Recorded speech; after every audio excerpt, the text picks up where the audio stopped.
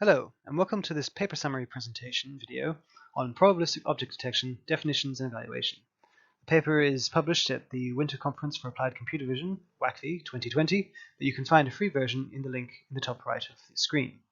I am Dr. David Hall, and thank you very much for joining me. I'd like to thank and acknowledge all the people who made this possible as part of the Robotic Vision Evaluation Benchmarking Project within the Australian Centre for Robotic Vision. Other members on the paper: Dayoub, John Skinner, Haiyang Zhang, Timothy Miller, Peter Corke, Gustavo Carneiro, Emilia Angelova, and Nico Sünderhauf. So what is this probabilistic object detection?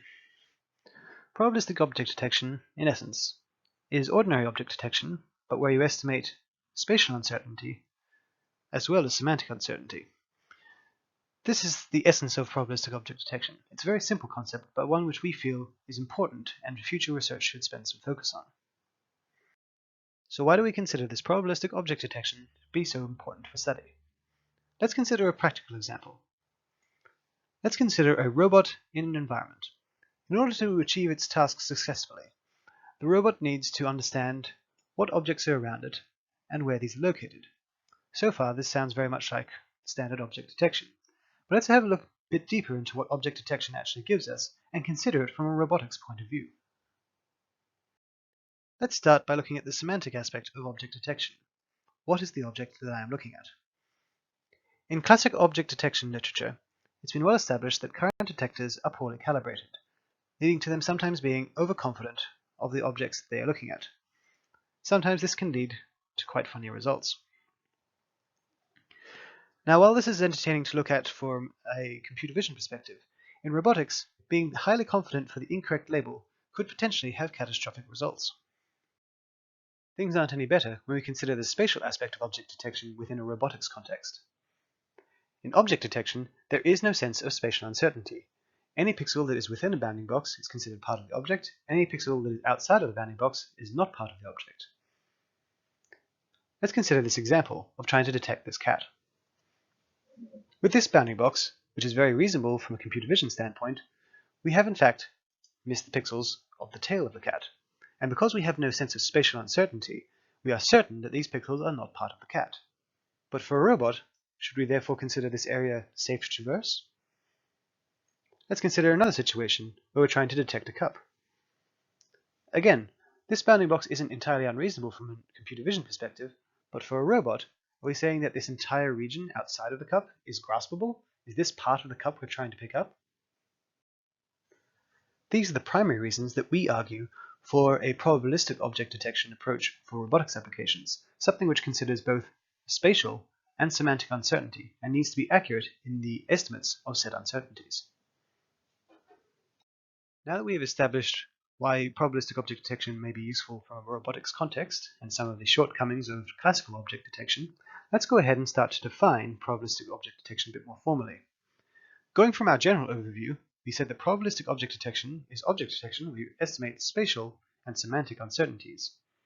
Now, the representation of semantic uncertainty can stay the same as what it is for classical object detection, a full label probability distribution. However, spatial uncertainty is something which is currently not covered by the literature, and so we will have to provide our own definition. In our research, we provide spatial uncertainty using a probabilistic bounding box, or P-box for short, which is defined as follows. Unlike a standard bounding box, where the locations of the top left and bottom right corners are said to be known with absolute certainty, we instead describe the top left and bottom right corners using Gaussians, describing where the corners are likely to appear. These are defined by a mean and a covariance matrix for each corner, which can affect the shape and size of the probability distribution that you would get from the detection. In this short video, we see how changing the mean and covariance of our probabilistic bounding box corners can affect the spatial probability mass function that we get as an output from the probabilistic bounding box. We will see a bit more of this later, but put simply, it is giving us the probability that any given pixel is a part of the detected object. After having proposed this new category of object detection which is better suited for robotics applications, our work also provides the first evaluation measure which is suited for evaluating this type of object detector.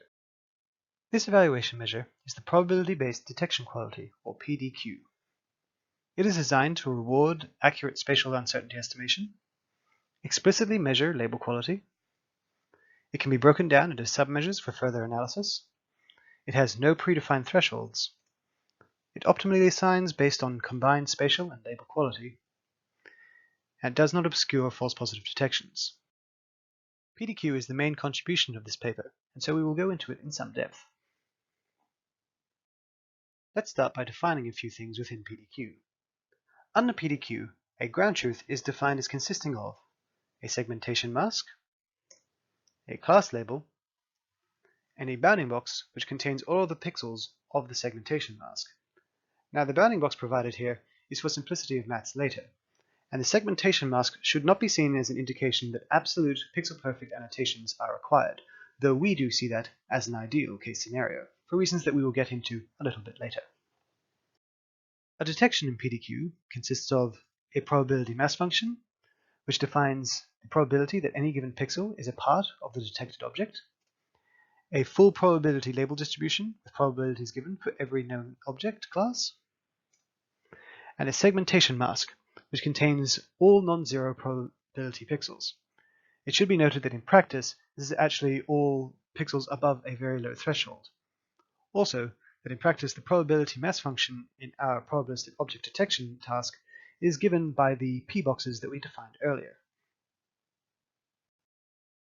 Okay, now that we have our definitions of ground truth objects and detections sorted, let's take a step back and look at how PDQ operates on a frame-by-frame basis. Let's look at this image as an example. We have several ground truth objects outlined in white, and two detections, blue and yellow, where the top left and bottom right Gaussians are represented by ovals in those corners. PDQ, for a given frame, will start off by performing a pairwise quality assessment for every detection with every ground truth object. This quality assessment essentially says how well are you describing each given object, and it takes into account both the spatial and semantic aspects of this, which we'll get into a bit later. After we have performed this pairwise quality assessment, we perform an optimal assignment strategy to establish which detection is best matched with which ground truth object. Furthermore, if there is a sufficiently low quality, close to nothing, for any particular detection in ground truth object, such as this car, it is also filtered out. This leaves us with a situation where we have false negatives, white objects which do not have a detection associated with them, false positives, such as the yellow box of the car, and true positives, such as the detection of the cat. Now we'll go into this a bit later, but do not confuse this definition of true positive with the more classical object detection definition of what a true positive is. Let's now turn to some maths. This here is our overall PDQ function, what gives us our final score at the end of an evaluation procedure. Here we can see that it is the average across all frames of our true positives, false negatives, and false positives of this Q function here at the end. This Q is actually the pairwise PDQ score for all of our true positive detections, like the cat we saw in the previous slide. Now this PPDQ score is the pairwise quality that we referred to earlier, and this is where really all of the magic happens. PPDQ is comprised of two components, spatial quality and label quality, green and purple here respectively. We'll go into the formulas for each of these a little bit later, but for now I want you to highlight that for spatial quality we have two more components, which are the foreground and the background loss, shown with yellow and blue respectively here, which also have their own equations that we'll get into a little later. Now the important thing to highlight here is that under PDQ, each of these subcomponents can be seen as their own quality measure, being able to determine how effective a detection was spatially, semantically, and even going as far as to saying how good they were at detecting foreground and how good they were at missing background. This gives great versatility in PDQ and enables us to analyze several parts of how an object detector is performing.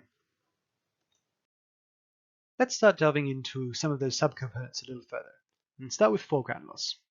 Foreground loss, as defined by our equation, is the average log loss for every pixel within the ground truth segmentation mask.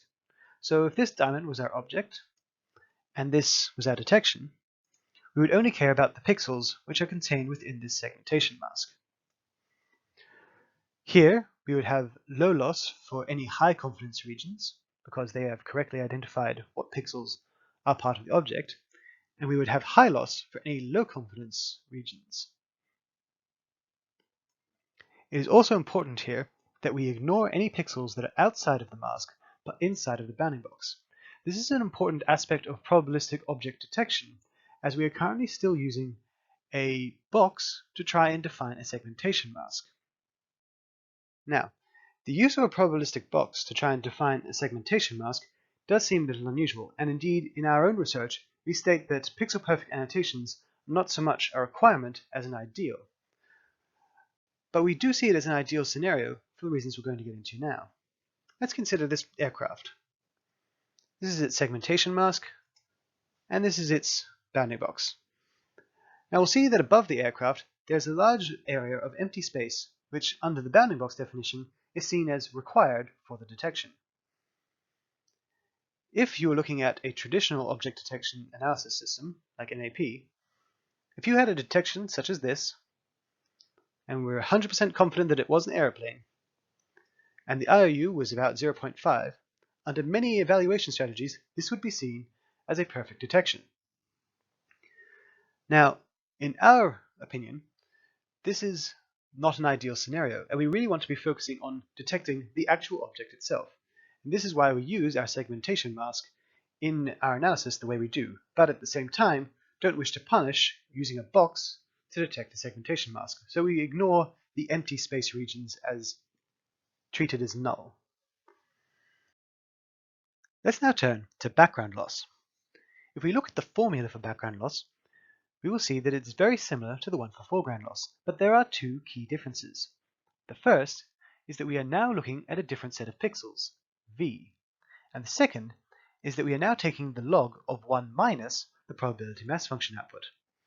This means that we are now going to be penalizing high probability outputs rather than low ones. If we consider our detection from before, what is the new region V? Well, V, put simply, is the region of space which is inside the detection segmentation mask, but is outside the ground truth bounding box. I'm going to highlight again here that we're only evaluating pixels that are outside the ground truth bounding box. Any that are inside the bounding box, but are outside the ground truth segmentation mask, are still considered as void and are not counted in analysis. Looking at this new evaluation region, we give high loss for high confidence regions and low loss for low confidence regions, meaning that we are going to heavily penalize you if you say that there is something there with high confidence when in fact there isn't. And again, this is averaged over the number of ground truth pixels. This keeps things on the same scale as the foreground loss, and when taken together, foreground and background loss, we can say that we have got the loss per pixel that we are trying to detect. It is at this point that I would also like to point out that any time that we are taking the log of a probability score, in practice we are actually taking the log of the probability score plus a very small amount.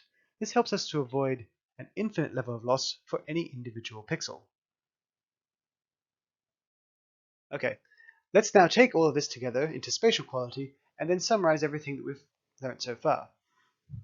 So, to get a spatial quality score, we simply take the exponential of the sum of our foreground and background losses. As these losses are log losses, the exponential simply gives us the spatial quality as a score from 0 to 1. Note that you can also do this for the individual types of loss to get a quality score for both foreground and background quality. So summarizing, spatial quality is comprised of our foreground and our background loss. It penalizes high confidence for incorrect decisions, whether that be highly confident that there isn't something when there is, or that there is something when there isn't. It'll give us a value between 0 and 1, and we have no thresholds here which define success. Let's now turn to label quality. Summing it up is very simple. We explicitly evaluate the label scores for the given ground truth class. For example, this banana is given a score of 1, whereas this banana is given a score of 0.6. Thus, we explicitly reward being more confident about correct decisions. We also make sure to evaluate the correct class probability and give partial credit in any moment where the label is ambiguous. So say the detection was 0.55 phone and 0.45 banana, because we are not entirely sure what the actual class of the object is. In this case, because the true class is banana, you would still get a score of 0.45. Under a more traditional object detection evaluation system, this would be given a score of nothing, because the top class was not banana. Looking back at our PPDQ formula, we have already highlighted that it is made up of several subcomponents which can each be used as evaluation measures in their own right, these being spatial, label, foreground, and background qualities. To get our overall PPDQ score, though, we simply take the geometric mean of our spatial and label qualities. This ensures that both spatial and label quality must be non-zero for there to be a PPDQ score, for there to be some sort of association between a ground truth object and a detection. Now that was a lot of maths, so let's try and bring this back into real terms by having a look at how this works in practice. Let's have a look at PPDQ breakdowns using a little GUI app that we've created. So over on the left here, you see our key for both true positives, false negatives, true positives, and false positives, as well as our PDQ breakdown. In particular, pay attention to this bottom left-hand corner of the screen. Here we will be able to see our PPDQ scores, our spatial qualities, foreground and background qualities, and our label quality. So let's have a look at this cat. So we see that this cat has a PPDQ score of about 0.55, 55%. This is comprised of the spatial and the label scores. We see that our label score is really quite good. The detector really knows that this is a cat. However, its spatial score is fairly low. But why is this? It looks like a fairly reasonable cat detection. We see here that the foreground quality is quite high. We've got most of the cat. We're a little uncertain about the tail region, but overall we've gotten the cat.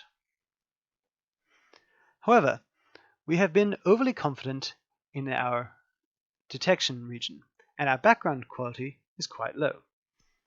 This is because we have chosen too tight, too confident a corner for here, and we're actually detecting all of these pixels in this region here as being part of the cat, when in fact they aren't part of the cat. This is why the score is so low. Let us compare this result that came from a dropout SSD to that from an ensemble SSD. Here we see a much more uncertain corner over on the left here, and if we have a look at the actual boxes themselves, they're pretty comparable, but they aren't shifted all that much. But if we have a look at the cat, we now see that the PPDQ score is much better. The label score, in fact, is lower than the previous one, but we see that our spatial quality has gone up. Our foreground quality is much better, we now have more of the cat's tail, and we don't have quite as much background loss, despite still missing a large chunk of the cat with this corner, because we have now estimated that we didn't actually know quite where this corner should have existed. And this is important in being able to understand what an individual detector is doing. So we see here that PDQ is able to give us a very fine-grained analysis of an individual image. We could go through many different images and see exactly what the detector is doing well at and what it is doing poorly at. Has it got high spatial quality or high label quality? Are there certain objects that it is uncertain about? Are there certain objects that it usually detects too big, too small? PDQ, as a metric, gives a lot of flexibility in how you analyze the different detections. Now, as we said previously, after we have performed the PPDQ analysis for all detections with all ground truth objects, we have to assign each ground truth object to the detection which best describes it. In our work, we use the Hungarian algorithm as an optimal assignment strategy as opposed to using a greedy algorithm. After this assignment is complete, any non-zero PPDQ assignments are counted as true positives. Here we give true positives in quotation marks as it doesn't carry the same connotation as it does in regular object detection. We aren't saying that these detections are 100% correct, merely that there is some association between the detection and the ground truth object. Any detection which then has a 0 PPDQ score is counted as a false positive. It was not matched to any object, or any object that it was theoretically matched to, it had no association with. Likewise, with any ground truths with 0 PPDQ, these are counted as false negatives. After the full analysis is complete, we now have access to a large variety of summarizing statistics. These are PDQ to give you the overall impression of how well you did across all things, and then averaged across all true positives, we can calculate the average PPDQ, label quality, spatial quality, foreground quality, and background quality to let us know that when we did detect an object, when there was some association, how well did we describe its label quality, its spatial quality, its foreground, its background? How well did we do overall when we detected an individual object? We also have access to the number of true positives, and false negatives that occurred throughout the entirety of our analysis. So now we have this theoretical probabilistic object detection idea, and we have our new evaluation measure, PDQ. We have to ask the question, is it any good? In particular, does PDQ measure what it is that we actually want it to measure? In order to establish whether PDQ operated as desired, we performed an analysis of some of its traits. We did this using a series of simulated detections that gave us complete control over the spatial and semantic aspects of every detection, and enabled us to ensure that for every ground truth object, there is exactly one detection which should be associated with it. Let's look at how we use this to examine the spatial uncertainty aspect of PDQ analysis. For our simulated detections, each detection is based upon the ground truth bounding box of every object. In our spatial uncertainty analysis, detection corner locations are sampled from Gaussians that are located at the ground truth bounding box corner locations. These Gaussians at the corner locations have a set variance which we refer to as the true variance of the detector, or how much variance will there likely be from the ground truth bounding box for any detection that tries to detect a given object. You can see a few examples of possible boxes that could be created by sampling from this true variance. Once a single detection has been created from sampling the corners, we then turn this normal bounding box detection into a probabilistic bounding box by introducing variance to the top left and bottom right corners. This is the reported variance, or how much variance the detector thinks it should have for every detection. This can be varied from very small, very large, or somewhere in the middle. By varying both the true and the reported variances, we should be able to see how well PDQ copes when the detector reports and actually has certain levels of variance. In the ideal case scenario, when the reported variance matches the true variance, we should see the highest PDQ score, as it has accurately established how much variance the detector actually has and how uncertain it should be about each given detection. Here we have a graph showing our full set of results from this spatial uncertainty analysis of PDQ. Here we show the results of various simulated detectors with levels of true variance and reported variance. The levels of true variance are shown along the x-axis, and the reported variance is shown by different colored plots. We also have here the results of MAP and MOLRP analysis results, though those aren't important within this talk. Looking at the results, we see that our hypothesis is indeed correct, and that our best results for each level of true variance occur when the reported variance matches the true variance.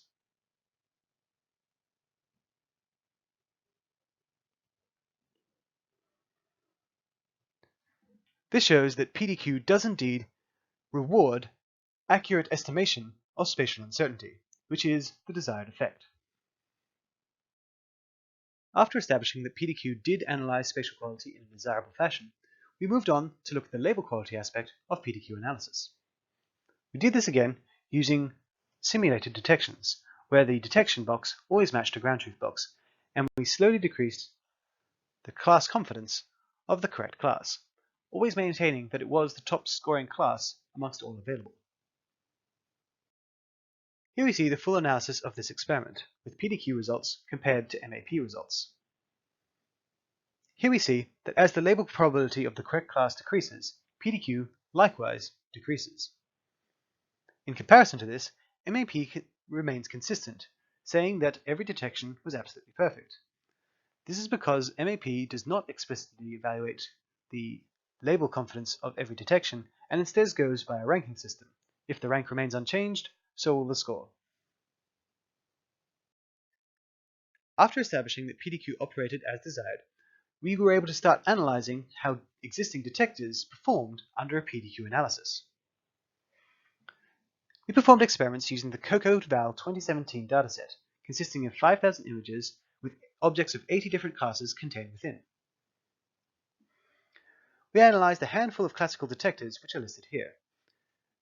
We refer to classical detectors in this context as any detector which does not have a probabilistic bounding box output. It is not designed for probabilistic object detection. Now, these detectors are not expected to perform particularly well under a probabilistic object detection analysis framework with PDQ, but we include them to show that you can still analyze them with PDQ and still gain some insights into their performance. We also analyzed two different probabilistic detectors. These are very simple detectors, MC dropout SSD, and probabilistic faster RCNN with ResNext and a feature pyramid network.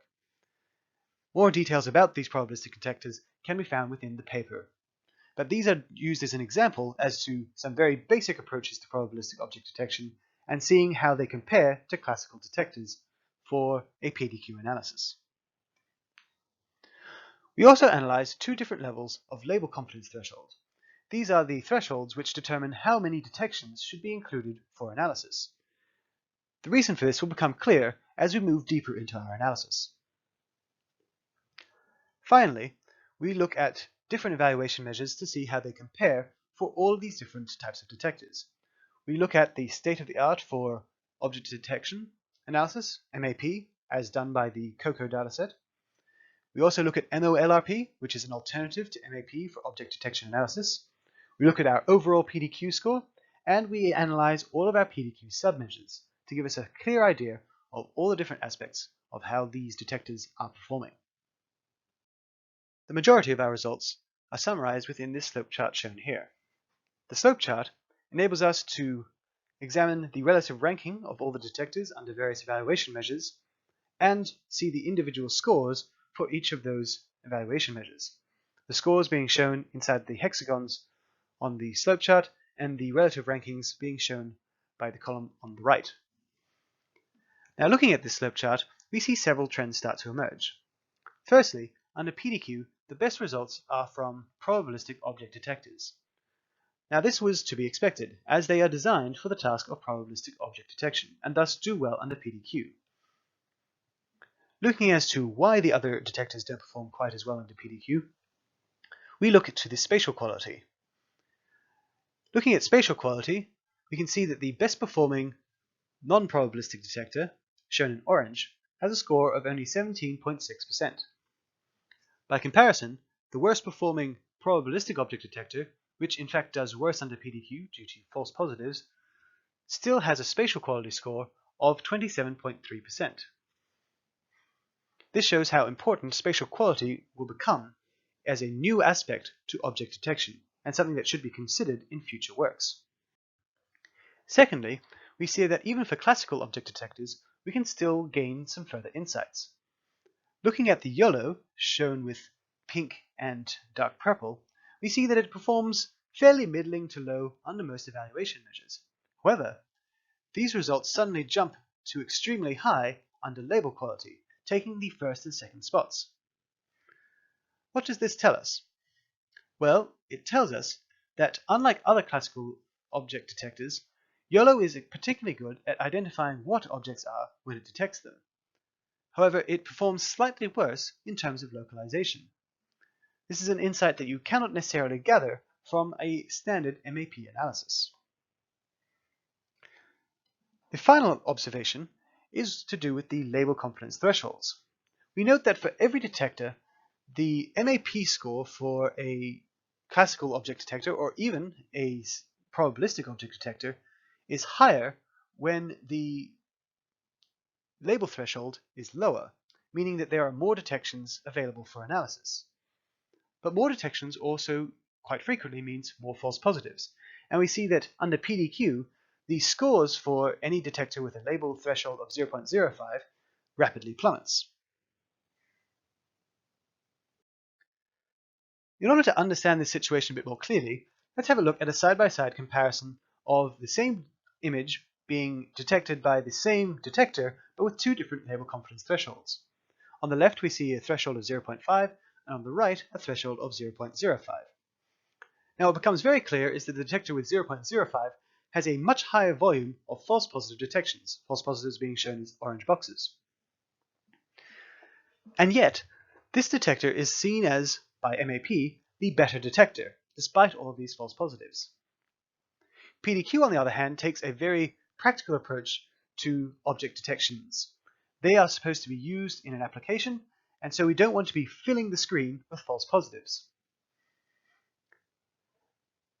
The actual reasons as to why MAP slightly obscures all these false positives in its analysis is something of a different side topic to this main paper, and it's something that I probably want to try and get into for a different video a bit later on. So stay tuned for that, but for now, just understand that MAP rewards the higher volume false positives, and PDQ does not. So, after all of that analysis, let's summarize the paper as a whole. We have defined the task of probabilistic object detection, the task of detecting objects with both spatial and semantic uncertainty. We have provided the first evaluation measure which is suitable for this task, the probability-based detection quality measure. We have shown a theoretical analysis of the new measure, and we have provided baseline results for both classical and probabilistic detectors. This video has shown a general overview of all of these results, but you can find a lot more detail in the full paper, and in particular, if you want even more on the theoretical analysis of PDQ, I would recommend you look at the supplementary material. Now, if all of this has gotten you interested in the field of probabilistic object detection and you're looking for anything more, I would recommend looking at these two different links shown on screen. The first is for the Probabilistic Object Detection Challenge, and there is a link to our continuous evaluation server. This Probabilistic Object Detection Challenge involves images taken from simulated environments, simulating different times of day, different robot heights, etc., and the goal is to detect objects using probabilistic object detections, and you will be evaluated using the PDQ evaluation measure. The second link is the GitHub page for the PDQ evaluation code. This also includes any of the graphical tools that I use to generate images here, which enable more fine-grained analysis if you're looking for it. Please note that the GUI currently isn't up there, but hopefully should be fairly soon. Any updates that happen to PDQ since this paper will also be included on the PDQ evaluation GitHub page.